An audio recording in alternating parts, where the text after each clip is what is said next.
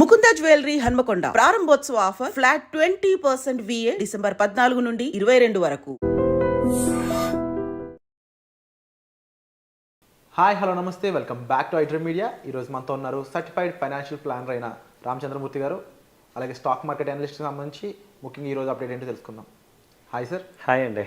Sir, right now market situation ఒకసారి చెప్తాను. And ముఖ్యంగా సెన్సెక్స్ వచ్చేసి -1176 పాయింట్స్తో 78,041 దగ్గర ఉంది. అవునండి. నిఫ్టీ వచ్చేసి -364 పాయింట్స్తో 23,587 దగ్గర అయితే ఉంది.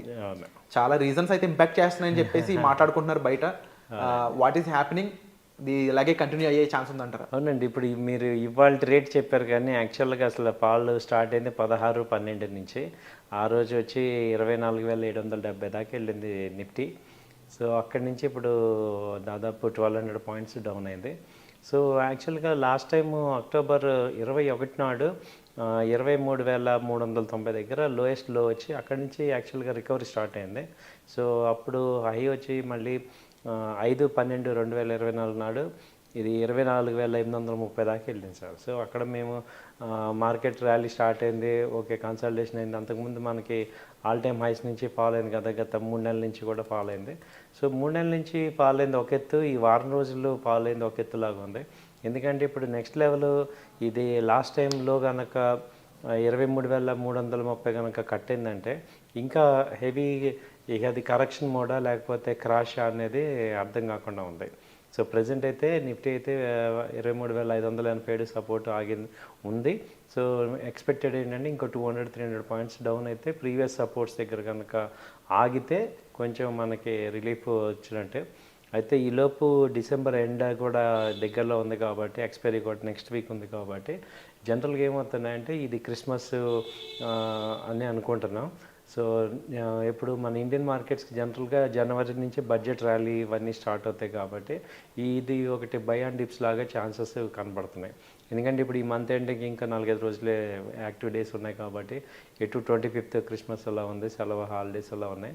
సో ఏంటి రీజన్స్ ఎందుకు ఇలా అవుతున్నాయి అని ఆలోచిస్తుంటే జనరల్గా చాలా రీజన్స్ చెప్తున్నారు కానీ మాకు అనిపిస్తుంది ఏంటంటే ఎక్కువ వాల్యూమ్ లేకపోవటం వల్ల కూడా విపరీతంగా అప్ అండ్ డౌన్స్ అవుతుంటాయి. జనరల్గా ఈ FIS, DIS ఎక్కువ పార్టిసిపేట్ చేయరు లాస్ట్ 10 days.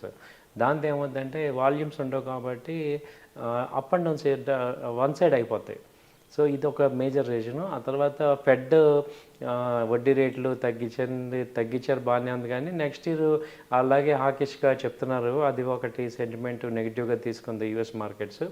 అలాగే అక్కడ ఈ డాలర్ ఇండెక్స్ ఒకటి విపరీతంగా పెరగటం, బాండ్స్ రేట్లు బాగా పెరగటం వల్ల ఈ అవుట్ సైడ్ మనీ అంతా యూఎస్కి వెళ్తుంది. అలాగే గవర్నమెంట్ చేంజ్ అవుతుంది.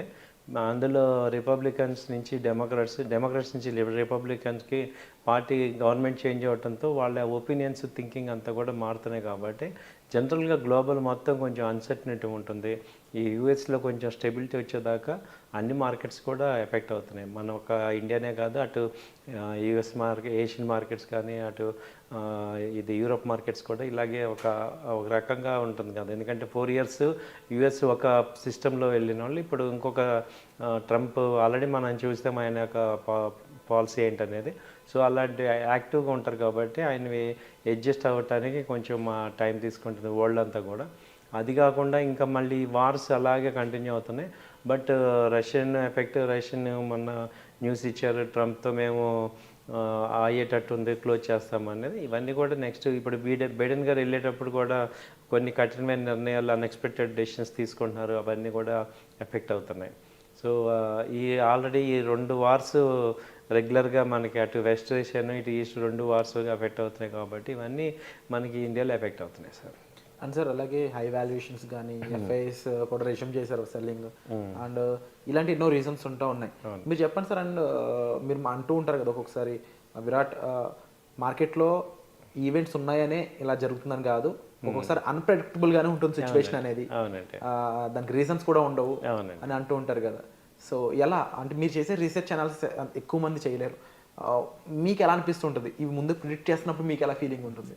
అంటే ఒకటి సార్, ఇది షార్ట్ టర్మ్ పాయింట్ ఆఫ్ వ్యూలో మనం ఎఫెక్ట్ ట్రేడర్స్కి ట్రేడర్స్ కూడా డైరెక్షన్ తెలిస్తే ఎఫెక్ట్ ఉండదు, ఇన్వెస్టర్స్కి ఎటు ఎఫెక్ట్ ఉండదు. ఎందుకంటే లాంగ్ టర్మ్ పాయింట్ ఆఫ్ వ్యూలో చూసుకుంటే ఇట్ ఈస్ నెగ్లిజిబుల్. సో బాగా ఎఫెక్ట్ అయ్యేది ఎవరంటే అటు ట్రేడర్స్ కాకుండా ఇటు ఇన్వెస్టర్స్ కాకుండా మీడియంగా ఉంటారు చూడండి, వాళ్ళు ఎఫెక్ట్ అవుతారు. తర్వాత ఆప్షన్స్ చేసేవాళ్ళు, ఫ్యూచర్స్ చేసేవాళ్ళు, ఇండెక్స్ డైలీ ఆప్షన్ చేసే వాళ్ళు ఎఫెక్ట్ అవుతారు. సో వాళ్ళందరికీ మేము రెగ్యులర్ చెప్పేది ఆ నాలెడ్జ్ పెంచుకోవటం వల్లే మనం ఇందులో మార్కెట్లో సస్టైన్ అవుతాం. సో వాళ్ళని ఏంటంటే ఇది ఒక పెద్ద సముద్రం, ఇది ఏం లేకుండానే తుఫాన్లు ఇవన్నీ వస్తూ ఉంటాయి. కాబట్టి స్టాక్ మార్కెట్ అనేది అన్సర్టనిటీ దీన్ని మనం యాక్సెప్ట్ చేసి దీన్ని ఎలా డీల్ చేయాలనేది మనం నేర్చుకోవాలి. ఇప్పుడు ఇవాళ ట్రంప్ ఎఫెక్ట్ అవ్వచ్చు, రేపు ఇంకోటి అవ్వచ్చు, ఎల్లుండి ఇంకోటి అవ్వచ్చు, ఏదో ఒకటి జరుగుతూనే ఉంటాయి. ఎవ్రీ మంత్ మినిమం 3 days ఇలాంటి రోజులు ఉంటాయి సార్. అలాగే 1 year చూసుకుంటే మేము చూసిన 1 yearలో కనీసం ఒక 20 రోజులు ఇలాంటి బ్లాక్ డేస్ ఉంటాయి. బట్ ఓవరాల్గా చూస్తే ఏమైంది, మనం ఇప్పుడు లాస్ట్ 3 years నుంచి చూసుకుంటే 3 years బ్యాక్ ఉన్న సెన్సెక్స్గా ఇవాళ సెన్సెక్స్ ఎప్పుడు హై అవుతూనే ఉంటుంది. సో ఈ ఎక్కువ ఎఫెక్ట్ అయితే ఈ షార్ట్ టర్మ్గా ట్రేడ్ చేసే వాళ్ళందరికీ ఎక్కువ ఎఫెక్ట్ అవుతుంటాయి ఈ చేంజెస్. అండ్ సార్ ఎక్కువ మందికి ట్రేడింగ్ ముఖ్యంగా F&Oలు అవన్నీ కూడా ఇలాంటి టైంలో రిస్క్ అనే చెప్పొచ్చు. బట్ ప్రతి ఒక్కరికి ఒక రైట్ ఫైనాన్షియల్ ప్లానింగ్ అనేది చాలా ఇంపార్టెంట్. ఆ ఇన్వెస్ట్మెంట్స్ పరంగా అది ఇంకా ఇంపార్టెంట్. ఎక్కువ మన దాంట్లో ఏంటంటే ముందు ఖర్చులు, తర్వాత సేవింగ్స్, ఆ తర్వాత మిగిలిన ఇన్వెస్ట్మెంట్స్ అని చూస్తాం. ఆ ప్యాటర్న్ అనేది మారాల్సి ఉంటుంది. అండ్ ముఖ్యంగా మార్కెట్స్ ఇలా ఉన్న టైంలో యాజ్ ఎ ఫైనాన్షియల్ ప్లానర్గా and as a senior research అనలిస్ట్గా మీ హెల్ప్ అనేది ఏ విధంగా ఉంటుంది? మిమ్మల్ని రీచ్ అవుట్ అవ్వడం ద్వారా వాట్ ఆర్ ద డిఫరెన్సెస్? ఎలా ఉంటాయంటే అండి, ఇప్పుడు మేము చెప్పేది ఏంటంటే, ఇప్పుడు ఇలాంటి ప్యానిక్ డేస్లో అందరం ఆల్రెడీ మీరు ఎవరైనా స్టాక్స్ ఉన్న వాళ్ళు, ఈక్విటీ కొనుక్కున్న వాళ్ళు ఈ టైంలో ఏమవుతారంటే ఉన్న అన్నీ కూడా అమ్మేసుకుంటారు. సో అలా ఎప్పుడు చేయొద్దు. ఆల్రెడీ ఉన్న స్టాక్స్ని ఉంచుకోండి. అది క్వాలిటీ స్టాక్స్ అనేది మీకు అర్థమైనప్పుడు ఉంచుకోండి. అలా కాకుండా ఇప్పుడు నేను అన్క్వాలిటీ స్టాక్స్ కనుక తీసుకుని ఉంటే ఇప్పుడు ఇలాంటి వాటిల్లో ఏమవుతుందంటే అక్కడ వాటి నుంచి ఎగ్జిట్ అయ్యి మంచి క్వాలిటీ స్టాక్స్లోకి ఎంటర్ అవ్వచ్చు. సో కొన్ని మంచి కంపెనీస్ అవి తక్కువ రేట్లో ఉన్నప్పుడు ఈ కంపెనీస్ ఫాస్ట్గా మూవ్ అవుతాయి కాబట్టి అలా షిఫ్ట్ అవ్వాలి, పోర్ట్ఫోలియోని షిఫ్ట్ చేసుకోవటం.